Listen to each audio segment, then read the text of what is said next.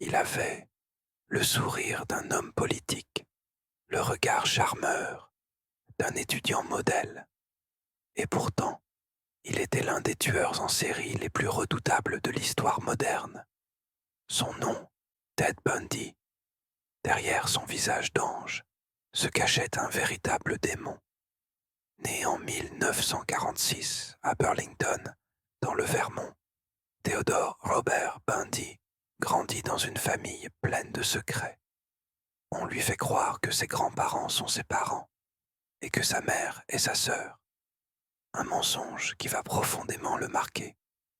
Enfant brillant, mais solitaire, Ted développe une obsession pour le pouvoir, le contrôle et la souffrance. À l'université, il étudie le droit. Il est intelligent, charismatique, bien habillé. Il inspire confiance.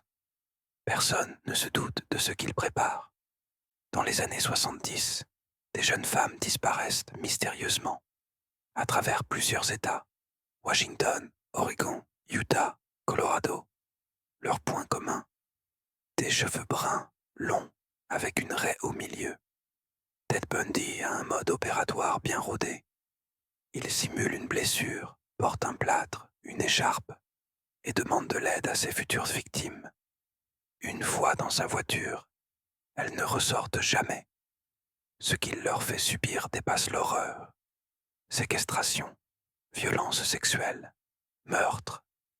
Puis, il revient parfois sur les lieux pour des actes encore plus morbides. En 1975, la police finit par l'arrêter, mais faute de preuves, il ne reste pas longtemps enfermé. Et là, commence le spectacle macabre. En 1977, il s'évade. Puis encore une fois, quelques mois plus tard. Durant cette cavale, il frappe à nouveau, notamment dans une résidence universitaire à Tallahassee. 2 jeunes femmes tuées, plusieurs autres gravement blessées. En 1979, son procès commence. Un moment historique. C'est le premier procès criminel diffusé à la télévision. Bundy assure lui-même sa défense. Il charme les journalistes. Il joue avec les jurés. Mais il ne pourra pas échapper à la vérité. Les preuves sont là. Il est reconnu coupable et condamné à mort. Pendant près de 10 ans, Ted Bundy tente de retarder l'exécution. Il commence même à parler. Il décrit les crimes avec froideur, avec une précision glaçante.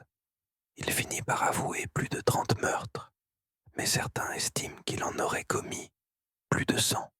Le 24 janvier 1989, Ted Bundy est exécuté sur la chaise électrique.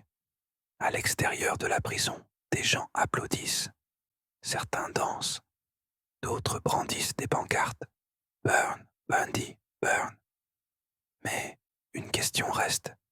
Pourquoi fascine-t-il autant? Parce qu'il était séduisant? Parce qu'il paraissait normal? Ou parce qu'il nous rappelle que le mal peut avoir un visage charmant? Ted Bundy nous a laissé un message sombre. Le danger ne porte pas toujours un masque. Parfois, il sourit. Merci d'avoir regardé cette vidéo. Si elle vous a plu, abonnez-vous, laissez un like et dites-moi en commentaire